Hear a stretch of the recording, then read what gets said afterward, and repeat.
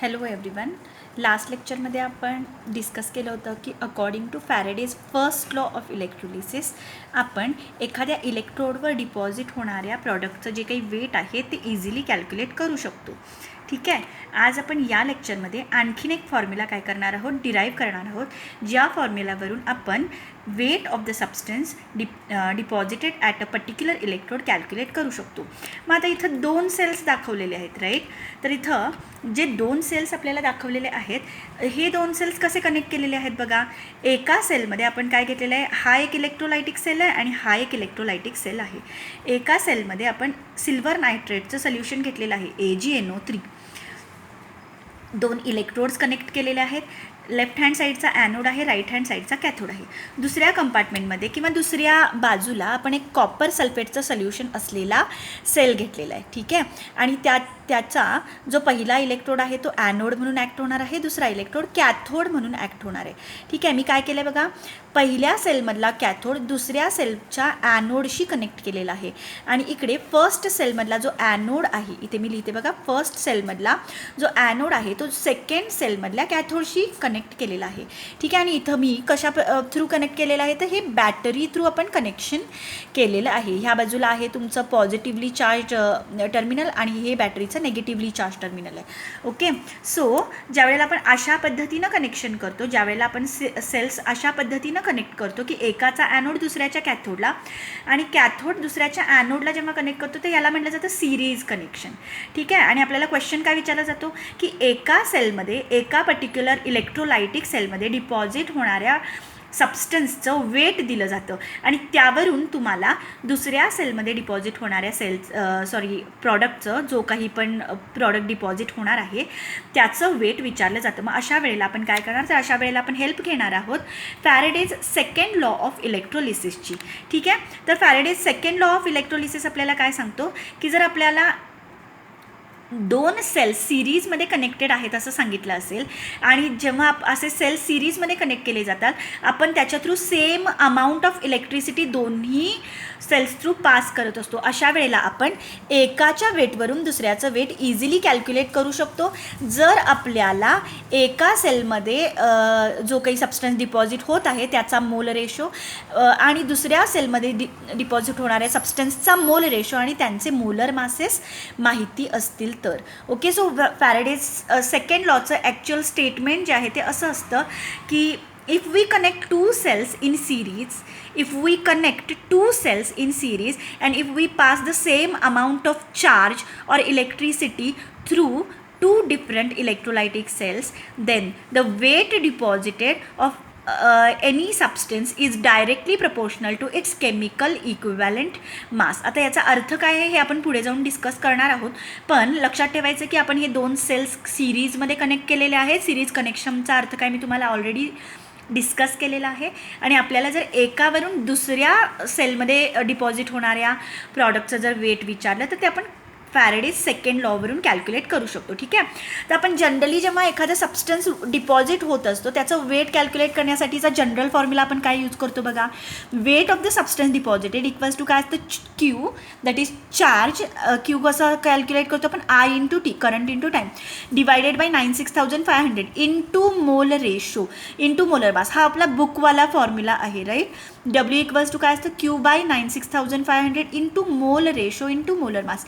मोल रेशो कसा आपण कॅल्क्युलेट करतो, आपल्याला जो सबस्टन्स डिपॉझिट होत आहे तर त्या डिपॉझिट होणाऱ्या सबस्टन्सचं काय केलं जातं, इक्वेशन दिलं जातं की कशा पद्धतीनं काय होतं आहे, डिपॉझिशन होतं आहे. आणि मग तो जो सबस्टन्स डिपॉझिट होत आहे त्याचे डिपॉझिट होणारी number of moles divided by number of electrons required to deposit that substance. आपण काय करतो, रेशो घेतो आणि आपल्याला काय मिळतो, मोल रेशो मिळतो, right. So mole ratio into molar mass केलं की आपल्याला वेट मिळतं.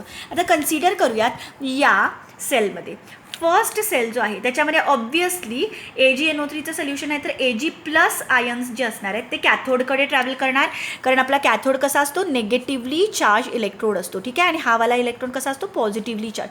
सो Ag प्लस आयन्स जे आहेत ते निगेटिव्हली चार्ज इलेक्ट्रोडकडे ट्रॅव्हल करणार आणि इथे सिल्वरचं डिपॉझिशन होणार आहे. तर त्याचं वेट जे आहे ते आपण कशा पद्धतीने कॅल्क्युलेट करणार, at first electrode the mass of the substance produced at first electrode will be W1. ठीक आहे. आपण काय करणार, फर्स्ट सेलमधल्या सिल्वरचं जे काही मास आहे ते आपण कसं कॅल्क्युलेट करणार, W1 that is the weight of silver equals to काय करणार आपण, Q divided by 96,500 into mole ratio of first electrode, first काय म्हणू शकतो आपण, substance which is deposited in the first electrode into its molar mass, सिल्वरचं molar mass आपण घेणार. म्हणून तिथं मोल रेशो 1 म्हटलं आणि M1 असं म्हटलंय. मोल रेशो 1चा अर्थ काय, सिल्वरचा मोल रेशो आपण घेणार आणि M1चा अर्थ काय, सिल्वरचं मोलर मास इथं पुटअप करणार. ठीक आहे. आणि आता सेकंड सेलमध्ये जो काही कॉपर डिपॉझिट होणार आहे त्याचं वेट आपल्याला माहिती नाही आहे, कन्सिडर करू. त्याचं वेट आपल्याला कॅल्क्युलेट करायचं असेल तर आपण कशा पद्धतीनं कॅल्क्युलेट करणार बघा. तर W2 इक्वल्स टू आपण काय घेऊ शकतो, Q upon 96,500 into mole ratio 2, that is mole ratio of copper, and M2 that is molar mass of copper, right. या दोन फॉर्म्युलाजवरून आपण काय लिहू शकतो बघा. जर मी ही टर्म, मी काय म्हटलं होतं सुरुवातीला, जेव्हा आपण सिरीजमध्ये कनेक्शन करतो आपण चार्ज जो आहे तो सेम अमाऊंट ऑफ पास करत असतो, सेम अमाऊंट ऑफ इलेक्ट्रिसिटी ह्या दोन सेल्स थ्रू काय होत असते, पास होत असते.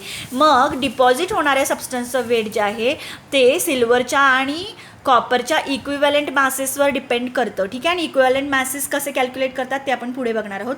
पण इथं आपण चार्ज सेम अमाऊंट ऑफ काय केलेलं आहे, पास केलेला आहे. याचा अर्थ Q बाय 96,500 जी काही क्वांटिटी असणार आहे ही काय असणार आहे, सेम असणार आहे दोन्ही ठिकाणी, राईट. Q चार्ज सेम असणार आहे. सो Q अपॉन 96,500 ही क्वांटिटी दोन्ही इलेक्ट्रोड्ससाठी काय असणार आहे, सेम असणार आहे. So Q upon 96,500 equals to काय येणार बघा, फर्स्ट इलेक्ट्रोडसाठी W1 इंटू काय होणार, W1 upon mole ratio of first substance upon M1 असं होणार ना, कारण हे multiply by this quantity is multiply by mole ratio 1 into M1 आहे. So this is equal to काय होणार, W1 upon mole ratio upon M1 होणार. आणि इथे सुद्धा Q अपॉन 96,500 इक्वल्स टू काय होणार, W2 upon mole ratio 2 upon M2 होणार, right. But here, see, here Q upon 96,500 is same ना फॉर बोथ द इलेक्ट्रोड्स. आपण same amount of charge pass केलेला आहे. त्यामुळं हे जे दोन्ही आपण रिलेशन्स आता जस्ट लिहिले आपण फॉर्म्युलाजवरून जे रिलेशन्स लिहिले, तर या दोन क्वांटिटीजना आपण काय करू शकतो, इक्वेट करू शकतो. कारण दोन्ही इलेक्ट्रोडसाठी ही जी काही क्वांटिटी येणार ती काय येणार, सेम येणार. मग ह्या दोघांना आपण इक्वेट केलं तर ह्या दोन गोष्टी पण इक्वेट होणार, राईट. सो आपण काय लिहू शकतो, from these two formulas we can write that W1 upon mole ratio 1 into M1 equals to काय येणार, W2 upon mole ratio 2 into M2. इथं मोल रेशो कोणाचा घ्यायचा आहे, तर जो सबस्टन्स फर्स्ट सेलमध्ये डिपॉझिट होतोय त्याचा मोल रेशो इंटू त्याचं मोलर मास. इथं मोल रेशो 2 म्हणजेच आपण काय घ्यायचं आहे, तर जो सबस्टन्स सेकंड सेलमध्ये डिपॉझिट होतोय त्याचा मोल रेशो इंटू इट्स मोलर मास. बाळांनो, मोल रेशोमध्ये आपण काय करतो बघा, moles of product form upon number of electrons past असं करतो ना. तर त्याऐवजी आपण एन फॅक्टर पण लिहू शकत होतो, आठवते का बघा. मोल रेशोच्या ऐवजी आपण काय लिहू शकत होतो, एन फॅक्टर सुद्धा लिहू शकत होतो, right. So molar mass upon n factor असं होणार आहे. ठीक आहे. म्हणजे फॉर एक्झाम्पल कन्सिडर करू आपण की मोल रेशो फर्स्ट इलेक्ट्रोडसाठी जर समजा सिल्वर आहे तर त्यासाठी आपला काय असणार आहे, मोल रेशो जो असणार आहे तो 1/1 असं होणार. मग आपण M1/1 असं लिहू शकतो कारण नंबर ऑफ इलेक्ट्रॉन्स पास्ट किती असतात, 1. सो एन फॅक्टर काय असतो, 1 असतो, राईट. सो M1/1 असंही लिहू शकतो. किंवा इथे मोल रेशो आपण काय लिहू शकतो, कॉपरचा सेल होता सेकंड, 1/2 असं लिहिणार आपण, राईट. मग 2 हा काय आहे, नंबर ऑफ इलेक्ट्रॉन्स पास, आणि 2 हाच आपला कॉपरसाठीचा एन फॅक्टर आहे. सो M2/2 असंही लिहू शकतो की नाही, राईट. सो जेव्हा आपण molar mass upon n factor करतो ते असतं त्या सबस्टन्सचं इक्विव्हॅलंट मास. बाळांनो लक्ष द्या काय म्हणते मी, आपण या गोष्टीच्या ऐवजी हे जे आपण लिहिलंय ना, W1 upon mole ratio 1 into M1, याच्याऐवजी हा तर बुकवरून आलेला फॉर्म्युला आहे, याच्याऐवजी आपण W1 upon E1 equivalent mass of first substance असंही घेऊ शकतो. W1 upon E1 equals to W2 upon E2, याऐवजी आपण हा फॉर्म्युला सुद्धा यूज करू शकतो. ठीक आहे. तर ह्याच्यामध्ये लक्षात ठेवायचं की E1 कसं कॅल्क्युलेट केलं जातं, that is the equivalent mass of first substance आणि E2 is the equivalent mass of second substance which is getting produced into the second cell. तर E1 इक्वल्स टू काय असतं, M1 upon n factor. Directly आपण रिॲक्शनवरून बघून लिहू शकतो की नाही. आणि E2 इक्वल्स टू काय लिहू शकतो, M2 upon n factor, right. So हे जरी आपण डायरेक्टली इथं पुटअप केलं तरी या फॉर्म्युलावरून जे आन्सर येणार तेच आपल्याला या फॉर्म्युलावरून मिळणार आहे. म्हणजे आपल्याला एका सबस्टन्सचं वेट दिलं, त्याचं इक्विव्हलंट मास दिलं आणि दुसऱ्या सेलमधल्या सबस्टन्सचं इक्विव्हलंट मास आपल्याला दिलं, तर आपण इझिली त्याचं मास कॅल्क्युलेट करू शकतो. किंवा आपण असं म्हणू शकतो, एका सबस्टन्सचं वेट दिलं, त्याचा मोल रेशो माहिती असेल, त्याचं मोलर मास माहिती असेल आणि सेकंड सेलमधल्या सबस्टन्सचं जर आपल्याला वेट कॅल्क्युलेट करायचं असेल तर त्याचा मोल रेशो आणि M2 आपल्याला दिलेला असतो. आणि या टर्म्स जर माहिती असेल तर आपण ही टर्म इझिली कॅल्क्युलेट करू शकतो. Both formulas are same. Okay, so I hope you are clear with the concept. आता आपण एक एक्झाम्पल बघणार आहोत, हाऊ टू कॅल्क्युलेट इट, कसं ॲक्च्युअलमध्ये दोन्ही फॉर्म्युलानी कॅल्क्युलेशन केलं जातं. ठीक आहे. सो बाळांनो, जेव्हा आपण एखादा फॉर्म्युला काय करत असतो, डिराईव्ह करत असतो, शांतपणे 1-2 वेळेला वाचत चला, रीड करत चला कशा पद्धतीनं केलं जाते आणि मग ते नोट डाऊन करून घ्या, सो दॅट तुम्हाला जेव्हा नेक्स्ट क्वेश्चन विचारला जातो तशा पद्धतीनं तुम्ही सॉल्व करू शकताय. आता आपण एक एक्झाम्पल बघूयात. ठीक आहे. तर बाळांनो, हे जरा फर्स्ट एक्झाम्पल बघा. इन अँड इलेक्ट्रोलिसिस एक्सपेरिमेंट, एक इलेक्ट्रोलिसिसचा एक्सपेरिमेंट कॅरी आउट केला. त्याच्यामध्ये असं सांगितलेलं आहे की 0.18 gram aluminium was deposited in a cell containing aqueous AlCl3. एका कंपार्टमेंटमध्ये आपण ॲल्युमिनियम क्लोराईडचं, ट्रायक्लोराईड AlCl3चं सोल्युशन घेतलं आहे आणि तिथे कॅथोडजवळ ॲल्युमिनियम डिपॉझिट होतोय 0.18 ग्रॅम असं सांगितलं आहे. Calculate the mass of copper deposited in another cell containing aqueous CuSO4. असं सांगितलेलं आहे की एक दुसरा सेल पण आहे, शेजारी कनेक्ट केलेला आहे, त्याच्यामध्ये आपल्याला कॉपर सल्फेटचं सोल्युशन दिलेलं आहे. तर त्यामध्ये कॅथोडवर जो कॉपर डिपॉझिट होणार त्याचं वेट कॅल्क्युलेट करा. And these solutions are connected in series. ठीक आहे. काय दिलं बघा, calculate the mass of copper deposited in another cell containing aqueous CuSO4 solution in series with AlCl3 cell. ठीक आहे. And what is given to us? Molar masses of aluminium and copper are given to us 27 gram per mole and 65.4 gram per mole respectively. तर बाळांनो, पहिली method, पहिला formula आपला काय आहे, बुकवाला formula बघा. W1 upon mole ratio 1 into M1 equals to W2 upon mole ratio 2 into M2.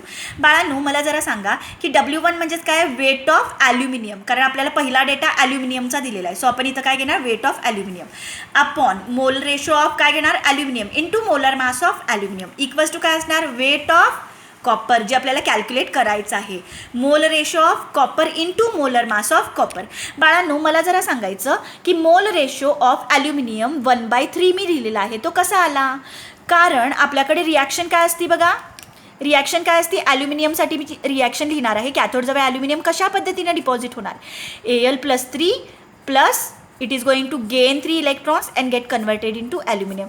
बाळांनो, या रिॲक्शनवरनं कळत असेल की 1 मोल सबस्टन्स ॲल्युमिनियम डिपॉझिट होण्यासाठी आपण 3 मोल इलेक्ट्रॉन पास केलेले आहेत. So number of moles of substance produced is 1 and divided by 3.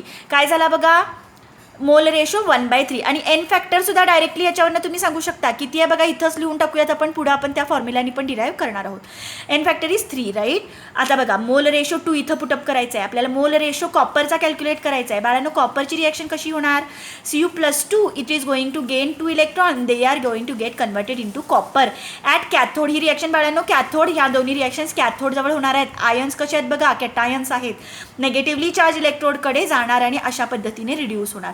इथे पण बघा, मोल रेशो काय येणार, 1/2, राईट, 1/2. आणि इथे सुद्धा एन फॅक्टर डायरेक्टली आपण काय घेऊ शकतो, 2. ठीक आहे. आणि बाळांनो, मोलर मास ऑलरेडी दिलेला आहे. Okay, weight of the aluminium is given to us. W1 is weight of, इथं लिहिते मी, ॲल्युमिनियम. आणि आपल्याला W2 विचारले आहे, वेट ऑफ कॉपर. ठीक आहे. तर बाळांनो, W2 आपल्याला कॅल्क्युलेट करायचं आहे. या फॉर्म्युल्यामध्ये आपल्याला W2 कॅल्क्युलेट करायचं आहे. ह्या बाकीच्या गोष्टी गिवन आहेत आपल्याकडे. इक्वेशनमध्ये जेव्हा आपण पुटअप करणार कसं होणार बघा, 0.18 ग्रॅम ॲल्युमिनियमचं वेट आहे, 1/3 ॲल्युमिनियमचा मोल रेशो आहे इंटू 27 इक्वल्स टू काय होणार, W2 weight of copper which is we are going to calculate upon 1/2 mole ratio of copper into its molar mass. Calculation बघा कशा पद्धतीनं केलं आहे. 3 9 जा 27 होणार, म्हणजे ही क्वांटिटी अशी पद्धतीनं कन्वर्ट झालेली आहे. इथं 65.4 डिवायडेड बाय 2 होणार. हे अशा पद्धतीनं रिलेशन मिळालं. आणि WT इक्वल्स टू फक्त क्रॉस मल्टिप्लिकेशन आहे, 0.18 इंटू 32.7 डिवायडेड बाय 9. आपल्याला वेट ऑफ कॉपर डिपॉझिटेड किती मिळालेलं आहे बघा, 0.654 ग्रॅम. ठीक आहे, हे आन्सर लक्षात ठेवायचा प्रयत्न करा आत्ताच्या पुरतं. मेथड 2नी पण आपल्याला सेम आन्सर येते का बघायचं आहे. ओके, आपल्याकडे मेथड 2 काय आहे बघा, W1/E1 इक्वल्स टू W2/E2. बाळांनो E1 कसं कॅल्क्युलेट करणार, ॲल्युमिनियमचं इक्विव्हॅलेंट मास त्याचं molar mass upon n factor. बाळांनो एन फॅक्टर आपल्याला मिळाला होता की नाही, काय मिळाला होता बघा, ॲल्युमिनियमसाठी जो एन फॅक्टर होता तो होता 3 आणि कॉपरसाठी एन फॅक्टर होता 2. हे नंबर ऑफ इलेक्ट्रॉन जे पास्ट असतात ना, तोच आपला काय असतो, एन फॅक्टर असतो. आठवते का बघा. ठीक आहे, तर आपण मोलर मासला 3 डिवाइड करणार ॲल्युमिनियमसाठी आणि कॉपरसाठी मोलर मासला 2 डिवाइड करणार. डायरेक्टली आपल्याला काय आले, इक्विव्हॅलेंट मासेस आलेले आहेत इथं. ओके, आणि तेच मी या फॉर्म्युलामध्ये ज्या वेळेला पुटअप करणार मला काय मिळणार आहे बघा, 0.18 gram weight of aluminium divided by 9 its equivalent mass, W2 weight of copper upon its equivalent mass 32.7. Same पद्धतीनं आलं की नाही बघा, इथं पण तशाच पद्धतीनं आलं होतं. मोल रेशो घेतला तरी आपल्याला सेम रिलेशन मिळतं आणि इक्विव्हॅलेंट मासेस घेतलं तरी सेम रिलेशन मिळतं. तर आन्सर पण काय असणार आहे, WT equals to cross multiply होणार. ठीक आहे, this multiply by this divided by 9. ठीक आहे, काय आलं बघा आन्सर, सेम असणार आहे ऑब्व्हियसली 0.654 ग्रॅम. ठीक आहे, तर बाळांनो एक लक्षात ठेवायचं आहे की जर आपल्याला एकाचं मास दिलं, एक सेल आणि दुसरा सेल असे सिरीजमध्ये कनेक्टेड आहेत असं सांगितलं, दोघां through same amount of electricity pass होत आहे असं सांगितलं आणि एका अमाऊंटवरून दुसऱ्या सबस्टन्सचं अमाऊंट जर आपल्याला विचारलं तर ते आपण फॅरेडेज सेकंड लॉ ऑफ इलेक्ट्रोलिसिसवरून आरामात कॅल्क्युलेट करू शकतो. सो त्यासाठीचे बुकवाले फॉर्म्युलाज ॲज वेल ॲज आपला एन फॅक्टरवाला फॉर्म्युला आपण डिस्कस केलेला आहे. I hope you are clear with these 2 things. In the next video we are going to do some more examples. Thank you very much. We are going to stop over here. जर आवडला असेल video like करा, subscribe करा, share करा आणि do study वेल. जोपर्यंत तुम्ही ह्या गोष्टी स्वतः रीड करत नाही, स्वतः ह्याच्यावर मेहनत घेत नाही, तोपर्यंत ह्या गोष्टी थोड्याफार काय राहतील, आपल्या कच्च्या राहतील असं मी म्हणू शकेन. तर प्रॅक्टिस केलं तर तुम्हाला जास्त चांगल्या पद्धतीनं कळेल आणि गोष्टी डोक्यामध्ये फिक्स होतील. ठीक आहे, so thank you very much. I am going to stop over here. Stay tune with the next video regarding electrochemistry. Bye everyone.